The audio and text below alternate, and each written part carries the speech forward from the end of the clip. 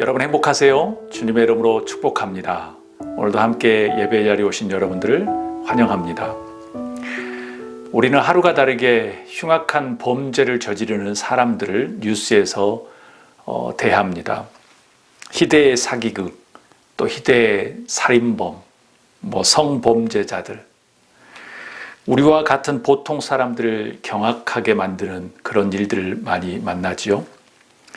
우리는 멘붕에 빠지게 됩니다. 저를 놀라게 한 것은 이것인데요.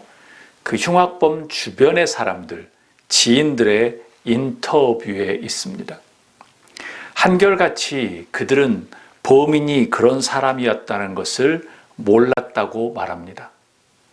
그 사람은 착하고 조용한 성격이고 남에게 예의가 바른 사람이라고들 그렇게 말합니다. 때론 방에서 나오지 않고 조금 어두운 것을 좋아하고 왕따를 받았다라고 하는 사람들도 있지만 또 많은 부분은 착한 사람이었다고 그렇게 인터뷰를 합니다. 주변 지인들은 상상할 수 없었다고 그렇게 말하죠. 10길 물속은 알아도 한 길 사람 속은 모른다는 표현이 딱 적합한 것 같습니다. 오래된 이야기가 아니라 현재에도 미래에도 아주 유효하겠지요.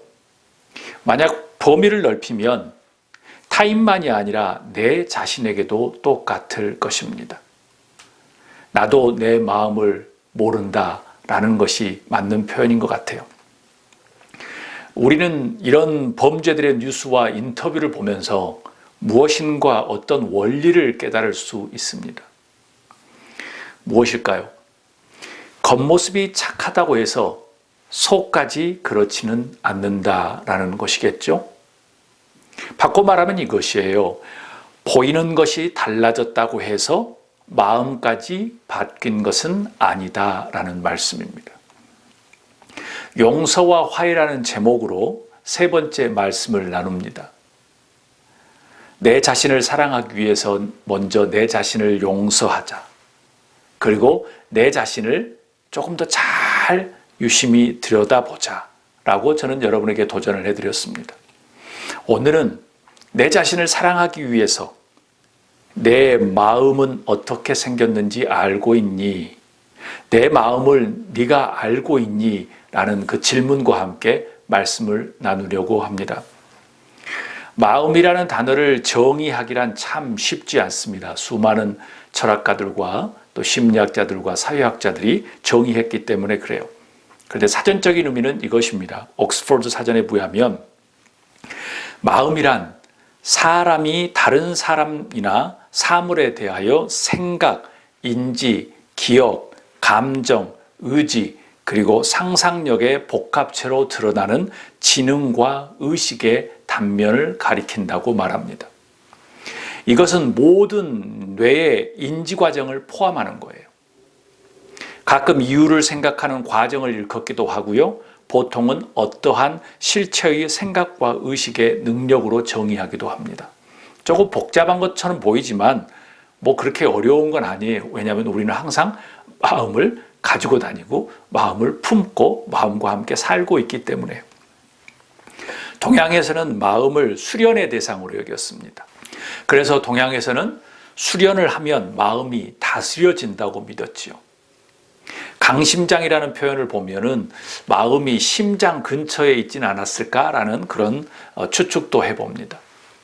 서양에서는 고대 그리스의 아리스토텔레스가 마음은 심장에 있다고 그렇게 생각을 했습니다.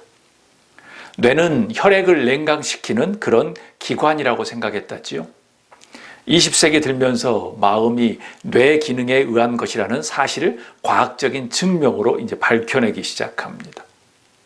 이제는 그 마음이 사람의 행복과 인간의 건강을 결정하는 아주 중요한 요소라는 것을 이제 알게 되고 다 믿고 있지요. 사람들은 이런 표현들을 무의식적으로 합니다. 마음이 아프다. 마음이 상했다. 마음이 기쁘다. 마음이 병들었다라는 표현을 합니다. 마음은 보이지 않지만 그 병들기도 하고 기쁘기도 하고 아프기도 한다는 말이에요. 그럼 사람이라는 정체성은 이런 모든 것들을 종합해 보면 몸에 있다기보다는 마음에 있다고 해도 과언이 아닙니다. 이상훈이라는 이 정체성은 마음에 있다는 거예요. 마음의 상태와 정도에 따라서 행복과 살아갈 이유를 제공하고요. 또 반대로 고통과 아픔이 되기도 합니다. 그래서 그것이 몸을 조장하기도 합니다. 우리는 사람을 구성하고 있는 이 마음은 의식과 전의식과 무의식으로 구성되어 있다고 알아보았습니다. 그럼 이런 의식과 전의식과 무의식을 컨트롤하는 것은 무엇일까요? 학자들에 대해서 다양한 의론들이 있지만 프로이드에 의하면 이드와 자아와 초자아라고 말합니다. 이드, 이고, 슈퍼에고라고 이야기합니다. 이드라는 것은 이거예요. 인간의 심리적인 에너지와 본능적인 욕망을 말하는 겁니다. 인간 안에서 나타나는 그 욕구와 만족을 위해서 충동을 일으키는 어떤 그런 동력들을 이야기하는 겁니다. 먹고 싶은 거, 보고 싶은 거, 즐기고 싶은 거, 마시고 싶은 거. 자아라는 것은 현실 원칙을 따르는 것인데요. 이드, 그 욕구와 본능적인 니즈와 환경의 현실적인 니즈를 어떤 조정하면서 하는 중간적인 역할을 합니다. 이들은 욕망, 충동, 욕구, 니즈고요. 자아는 그것을 컨트롤하는 중재자 역할을 합니다. 초자아, 슈퍼에고는요, 사회와 문화의 도덕성과 양심을 의미합니다. 우리로 말하면 성서의 가르침, 예배, 기도, 말씀 등이겠죠. 사람들은 성장해 가면서 도덕과 문화를 통해서 선과 악, 그리고 가치 체계를 내재화합니다. 교육을 통해서 집에서, 학교에서, 사회에서 배우지요. 이런 가치들이 개인의 행동에 영향을 미쳐서 이 본능적인 충동과 현실적인 문제를 해결하려고 할 때 이 자아에게 영향력을 행사합니다. 따라서 이 신경적인 어떤 신경직적인 역기능과 장애는 이렇게 정의합니다. 본능적인 충동과 그것을 제어하려는 자아와 초자아의 갈등이 억압되는 결과로 나타나는 증상이라는 것입니다.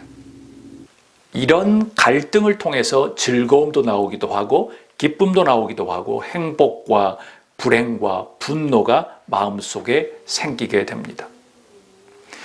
이두와 욕망과 그리고 자아와 초자아 사이의 갈등을 통해서 감정들이 나타나는 거예요. 이와 같은 정신분석학적인 해석과 달리 행동주의 학자들은 이런 이론을 말했습니다. 행동주의자들은 이렇게 이야기해요. 인간이 성장하면서 어떤 교육과 환경적인 경험을 하느냐에 따라서 마음과 행동이 결정된다는 이론입니다. 참으로 설득력 있는 이야기입니다. 행동주의 이론학자들의 어떤 생각들을 이후에 인간의 자유의지와 자아실현을 강조하는 인본주의 심리학이 인기를 누리던 시대가 있었습니다. 그리고 그 시대가 지나서 탈현대에서는 마음에 대한 생각들이 인지심리학에 집중됩니다. 인지라는 거예요. 사람들은 내적, 외적 정보를 받아들이고 그 정보를 우리가 가지고 있는 신경계에 어디에 저장하고 있다가 필요할 때 사용한다는 이론, 그것이 인지심리학이랍니다. 특별한 대상에 주의를 기울인 후에 그것을 지각하고 그것을 신경에 저장한 뒤에 그것을 사실을 배우고 또 익히고 그것을 언어로 사용하고 그리고 문제가 있을 때 문제를 해결하려는 과정, 그것을 모두 인지 과정이라고 이야기합니다. 이런 정보들이 처리되는 과정에서 감정이 생겨나는 것이죠. 이런 연구들이 심리학에서 이해하는 마음에 대한 연구들입니다. 그러면 성서에서 마음을 어떻게 이해하고 있을까요? 성서에서도 마음이라는 단어가 아주 많이 출연합니다. 오늘 본문 잠언 4장 23절 말씀을 우리 다 한 목소리로 읽도록 하겠습니다. 그 무엇보다도 너는 네 마음을 지켜라. 그 마음이 바로 생명의 근원이기 때문이다. 아멘. Keep thy heart with all diligence, for out of it are the issues of our life. 킹 제임스 버전입니다. 잠언 기자는 내 마음을 지켜라고 이야기합니다. 너의 마음을 지켜라고 이야기해요. 그런데 더 주목할 것은 그 무엇보다도 라는 말에 주목하십시오. 그 무엇보다도 너는 너의 마음을 지켜라는 것은 어떤 의미이지요? 다른 어떤 것을 지키는 것보다도 네 마음을 지키는 데 집중하라는 것입니다. 몸, 배우는 것, 돈 버는 것, 다른 것, 집 관리하는 것, 다른 모든 것들, 뉴스, 인기, 다른 모든 것들을 관리하는 것보다도 먼저 내 마음을 지키라고 표현합니다. 왜라고 말합니까? 왜일까요? 그 마음이 바로 생명의 근원이기 때문이다라고 잠언 기자는 답을 말합니다. 성서에서는 육신보다도 마음이 더 중요하게 여긴 것 같습니다. 사람의 생명의 근원이 그 마음에서 나온다는 것이에요. 즉, 우리의 생명은 마음이라는 것입니다. 몸보다 더 마음에 초점을 맞추라는 것을 우리가 잘 이해한다고 하면 내 자신을 사랑하기 위해서 어떻게 해야 할지를 우리는 잘 알 수 있습니다. 로마서 12장 2절 오늘 본문 말씀을 한 목소리로 읽도록 하겠습니다. 시작. 여러분은 이 시대의 풍조를 본받지 말고 마음을 새롭게 함으로 변화를 받아서 하나님의 선하시고 기뻐하시고 완전하신 뜻이 무엇인지 분별하도록 하십시오. 아멘. And be not conformed to this world, but be ye transformed by the renewing of your mind, that ye may prove what is that good and acceptable and perfect will of God. 로마서 기자인 바울 사도도 우리에게 이야기합니다. 마음을 새롭게 함으로 변화를 받아라고 강조합니다. 여기에서 중요한 두 가지 동사가 활용되었는데요. 새롭게 함으로 renewing, 그리고 변화를 받는 것 transforming을 주목하십시오. 두 동사를 이야기합니다. 마음을 renewing, 새롭게 함으로 마음을 변화를 받으라고 이야기합니다.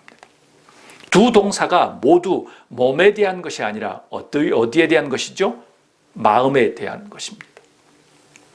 마음을 새롭게 함으로 변화를 받아서 그 다음에 무엇을 해야 하지요? 하나님의 선하시고 기뻐하시고 완전하신 뜻이 무엇인지를 분별하도록 하십시오라고 했습니다. 어떤 의미인가요? 하나님의 기뻐하시고 완전하신 뜻, 그게 무엇이죠? 즉 하나님의 마음을 알아차리라는 것입니다. 우리가 마음을 새롭게 하고 변화를 받아서 하나님의 마음을 알 수 있도록, 하나님의 마음을 알아차릴 수 있도록 하라는 겁니다. 하나님은 마음을 통해서, 뜻과 의지와 마음을 통해서 일하시기 때문에 그렇습니다. 그런 이유로 용서와 화해를 위해서는 내 자신을 먼저 사랑해야 하고요. 내 자신을 사랑하기 위해서는 내 자신을 먼저 용서해야 합니다. 내 자신을 용서하기 위해서는 내 자신을 잘 들여다보아야 합니다. 내 자신을 잘 들여다보기 위해서는 내 마음이 어떻게 생겼는지를 알고 있어야 합니다. 그래서 내 마음이 어떻게 생겼는지 알고 있느냐라는 질문으로 오늘 말씀을 시작합니다. 여러분의 마음은 어떻게 생겼나요? 여러분의 마음을 여러분은 알고 계신가요? 이제 마음이 어떻게 생겼으며 어디에 위치하고 있는가라는 질문은 별 의미가 없습니다. 어떻게 생겼는지, 어디에 있는지 어느 누구도 모릅니다. 그렇지만 마음이 존재한다는 것은 부인할 수 없겠지요. 왜냐하면 마음에 따라서 생명이 달려있기 때문에 그렇습니다. 어떤 마음을 먹느냐에 따라서 사람을 죽이기도 하고 사람을 살리기도 하고 자기 자신이 살기도 하고 자기 자신이 죽을 수도 있기 때문에 그렇습니다. 지금 이 순간에도 우리의 마음에는 무엇인가 들어왔다가 사라지고 오만 가지 감정들이 움직이고 사라지고 들어오고 나가고 합니다. 시인들은 마음을 어떻게 묘사하고 있는지 소개하고자 합니다. 천양희 시인의 제목 마음아입니다. 마음아 아무 곳에나 널 내려놓지 마. 어디나 다 사막이야. 마음아 아무 곳에나 들어가지 마. 어디나 다 늪이야. 천양희 시인은 마음이 어느 곳에 놓여지고 들어간다고 말하고 있습니다. 시인에게 현실은 마음이 편안하게 지낼 수 없었나 봅니다. 아니면 다른 사람들이 염려가 됐겠죠. 그래서 마음이 사막과 늪이라는 곳에 놓여지거나 가지 않기를 바라는 마음으로 시를 적었습니다. 양광모 시인은 마음을 꽃에 비유하고 있습니다. 마음의 꽃, 제목 마음꽃입니다. 마음꽃, 꽃다운 얼굴은 한철에 불과하나 꽃다운 마음은 일생을 지지 않네. 장미꽃 백송이는 일주일이면 시들지만 마음꽃 한 송이는 100년의 향기를 내뿜네. 마음꽃 한 송이를 품으면 오늘 내일 일주일이 아니라 100년의 향기를 내뿜는다고 시인은 이야기합니다. 마음을 꽃처럼 피운다면 100년의 향기를 내뿜을 수 있다는 표현 참으로 아름답습니다. 성서적이라고 해도 과언이 아닙니다. 오늘 본문 말씀을 깊이 있게 다시 읽어보도록 하겠습니다. 다 함께 잠언 4장 23절 읽도록 하겠습니다. 그 무엇보다도 너는 네 마음을 지켜라. 그 마음이 바로 생명의 근원이기 때문이다. 다시 한번 로마서 12장 2절 또 한번 읽도록 하겠습니다. 여러분은 이 시대의 풍조를 본받지 말고 마음을 새롭게 함으로 변화를 받아서 하나님의 선하시고 기뻐하시고 완전하신 뜻이 무엇인지를 분별하도록 하십시오. 아멘. 그러면 그 중요한 마음을 지키기 위해서, 그 중요한 마음을 renew, 새롭게 함으로 transforming, 변화를 받기 위해서 우리의 마음이 어떻게 생겼는지를 묻고 또 묻고 물어야 합니다. 자기 자신을 사랑하기 위해서, 자기 자신을 용서하기 위해서 자기 자신의 마음을 잘 들여다보고 물어야 합니다. 문제는 이것입니다. 마음을 지키는데 방해하는 요인들이 너무 많다는 거예요. 이런 상황에서 마음을 지키기 위해서 우리는 어떻게 해야 할까요? 저는 이렇게 부탁드리고 싶습니다. 저의 전공이 이것이기 때문에 말씀드립니다. 다 함께 읽도록 하겠습니다. 미성숙한 방어 기제를 수정하라. 다시 한번 읽습니다. 미성숙한 방어 기제를 수정하라 입니다. 왜 사람마다 문제를 만나면 반응하는 태도가 다를까요? 살아온 문화와 경험과 생각과 가치관이 달랐기 때문이지요. 컵에 물이 절반 있는 것을 보고 어떤 사람은 절반밖에 없네? 어떤 사람은 절반이나 있네? 라고 생각합니다. 사람들은 각자 서로 다른 고유한 성품을 가지고 있습니다. 이런 고유한 다른 성품들을 지속하기 위해서 좋든 싫든 디펜스 메커니즘, 방어 기제를 사용합니다. 위험한 상황을 만나면 어떤 사람들은 침착하게 일을 잘 해결하지만 어떤 사람들은 당황해서 자기 혼자만의 문제가 아니라 다른 사람들까지 문제에 빠지게 합니다. 즉 겉으로 보이는 성품과 행동은 그 사람이 어떤 방어 기제를 사용하고 있느냐에 따라서 달라진다는 의미의 말씀입니다. 방어 기제에도 미성숙한 조금 나쁜 종류의 방어 기제가 있고요. 성숙한 방어 기제들이 있습니다. 나쁜 종류의 방어 기제들은 개인 안에서 또는 타인과 관계에서 엉망을 만듭니다. 끝내 만성으로 정착하게 되죠. 그래서 10년 후, 20년 후, 30년 후도 계속 반복적으로 사용합니다. 문제는 자신이 어떤 방어 기제를 사용하고 있는지, 어떤 원인, 어떤 것이 그런 방어 기제를 사용하게 만들었는지 수십 년 동안 전혀 모른다는 겁니다. 더 큰 문제는 이런 방어 기제를 사람과 자기 자신에게 사용하는 것이 아니라 하나님께까지 사용한다는 거예요. 이것이 지속되면 하나님의 용서를 외면하고요. 죄를 망각하고요. 회개가 없는 교만한 사람이 되고 맙니다. 계속 숨기기에 바쁘기 때문입니다. 형식과 외식하는 존재가 되고 마는 거예요. 사람들은 자신도 모르는 방어 기제를 사용하여 잘 적용되면 문제가 없는 것처럼 그냥 넘어갑니다. 그리고 방어 기제가 통하지 않으면 문제가 다양한 형태로 사람들을 괴롭힙니다. 그럼 미성숙한 방어 기제를 수정하기 위해서 어떤 것들이 있는지 우리는 알아보아야 합니다. 여러분, 여러분의 무의식 속에 자리하고 있는 방어 기제는 어떤 모양인지 잘 알아보시길 바랍니다. 첫 번째, 행동화입니다. 행동화. 화가 나면 그 자리에서 갑자기 도리어 삿대질을 하고 폭력을 쓰는 행동으로 옮기는 사람들입니다. 폭력과 삿대질이라고 하니까 어떤 물리적인 것을 이야기하지만 마음속의 삿대질, 마음속의 폭력, 언어의 삿대질, 언어의 폭력도 포함합니다.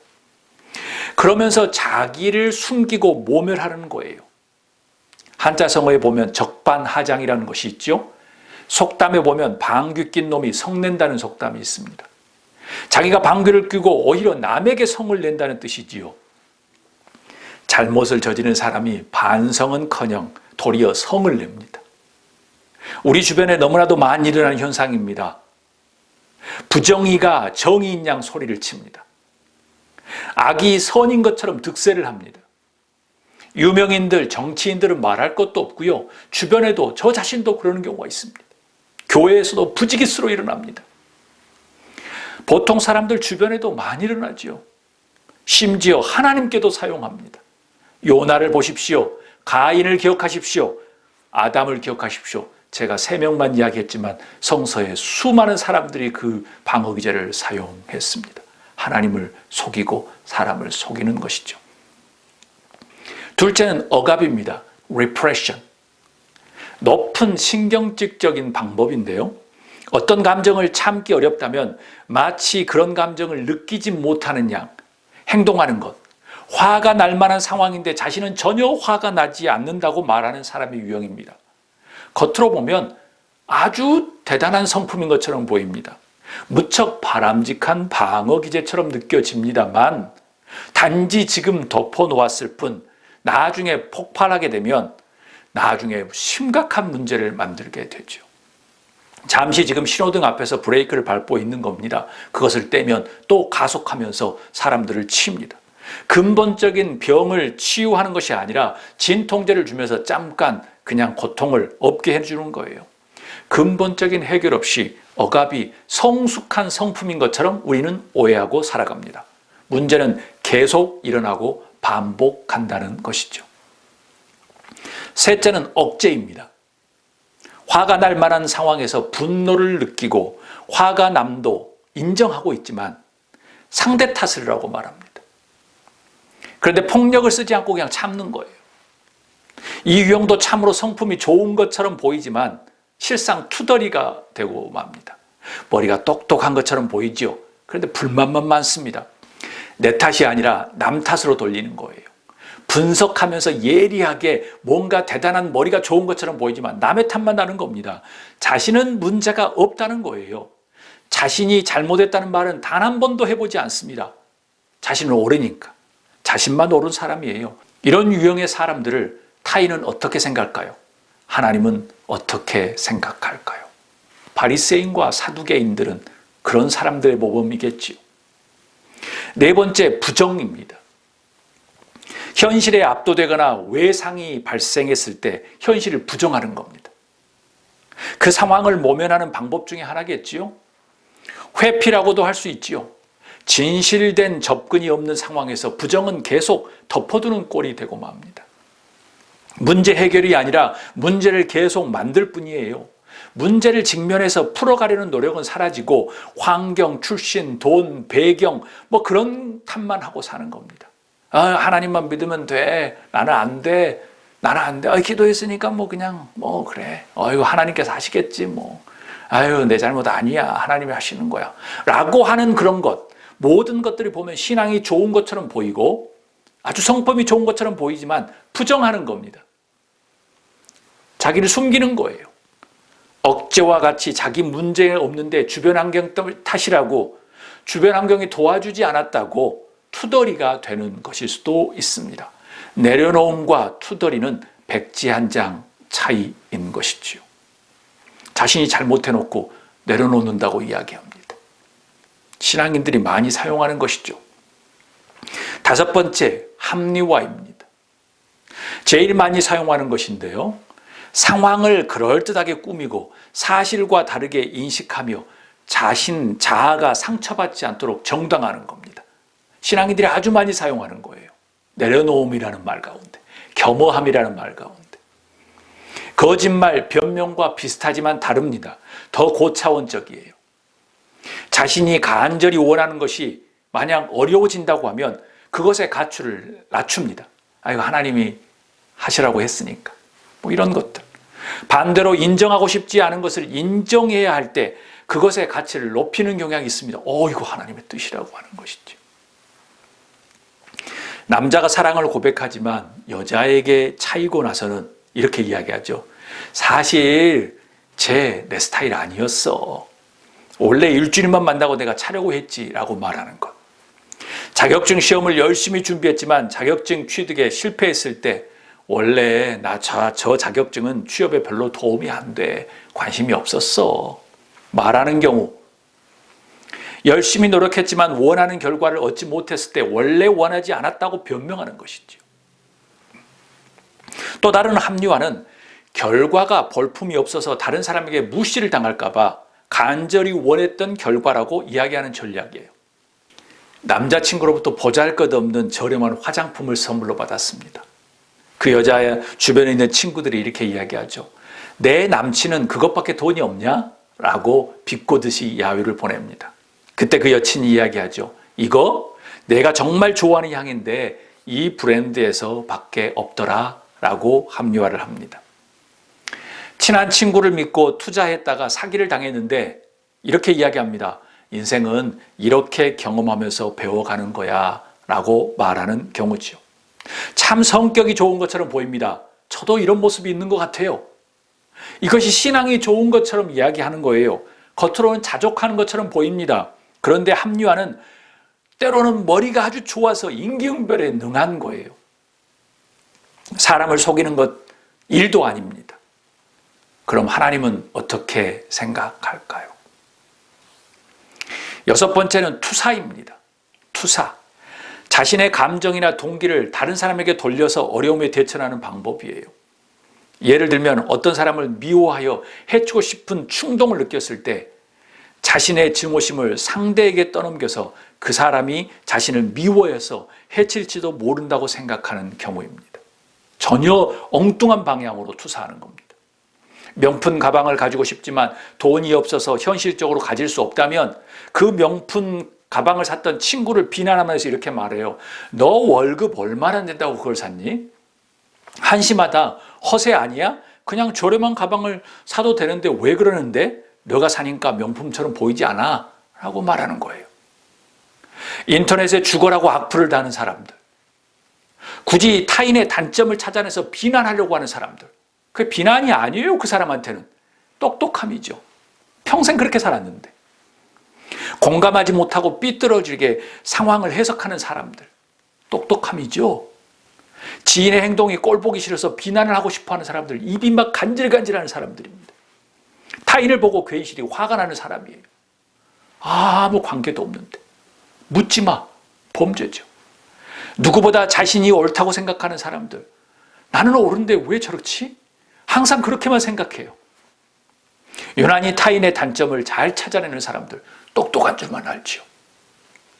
이런 사람들이 투사를 방어 기제로 사용하는 유형입니다. 제가 누구를 비판하려고 하는 게 아닙니다. 제 자신의 모습도 너무 많이 들어가 있는 거예요. 신앙이 좋은 것처럼 보이려고 했던, 또 신앙이 좋은 것처럼 따라가려고 했지만 알고 보니까 나 자신을 속이고 다른 사람을 속이고 하나님을 속이려고 하는 그런 방어 기제는 아니었나라고 다시 한번 들여다봅니다. 여러분은 어떤 유형의 방어 기제를 사용하고 있습니까? 주목하십시오. 제가 언급했던 위의 이 미성숙한 방어 기제들을 지속적으로 사용한다고 하면 자신뿐만 아니라 타인에게도 그리고 공동체와 사회에서도 문제만 만들게 됩니다. 자신을 사랑하고 자신을 용서하고 자신을 들여다보고 내 자신의 마음을 알기 위해서 방어 기제를 인지하고 재빨리 수정하는 노력과 훈련이 필요합니다. 그 무엇보다도 너는 내 마음을 지키라고 하는 말씀을 기억하십시오. 그래야만 우리의 마음이 새롭게 되고 우리 안에 변화가 이루어집니다. 그것이 곧 하나님의 죄사함을, 하나님의 용서를 경험하는 것입니다. 그렇기 때문에 바울 사도가 내가 지금까지 해왔던 그 모든 것들은 똥이었다라고 이야기하는 겁니다. 그래서 내가 죄인의 나쁜 사람들의 흉악범들의 우두머리라고 이야기하는 거예요. 어떤 방어 기제를 사용하느냐에 따라서 그 사람의 성품이 결정되기 때문입니다. 그 성품은 곧 신앙의 열매입니다. 성령의 9가지 열매가 다 마음, 성품에 대한 겁니다. 오랫동안 신앙생활을 하면서도 풀리지 않는 문제들이 반복적으로 일어나고 있나요? 이상훈 목사, 오랫동안 신앙생활을 하고 주의 길을 걸어가면서도 아직도 반복되는 문제들을 접하고 있니? 자신이 무의식적으로 어떤 방어 기제를 사용하고 있는지 파악하고 인지하십시오. 그런 후에 수정하는 노력과 훈련이 필요합니다. 그래서 다음 주에는 조금 더 바람직하고 성숙한 방어 기제는 무엇인지, 그리고 우리 안에 무의식이 어떻게 우리를 작용하는지에 대한 말씀을 나누려고 합니다. 한 주 동안 여러분의 마음을 새롭게 함으로 변화를 받는 여러분이 될 수 있기를 주의 이름으로 축복하며 소망합니다. 아멘.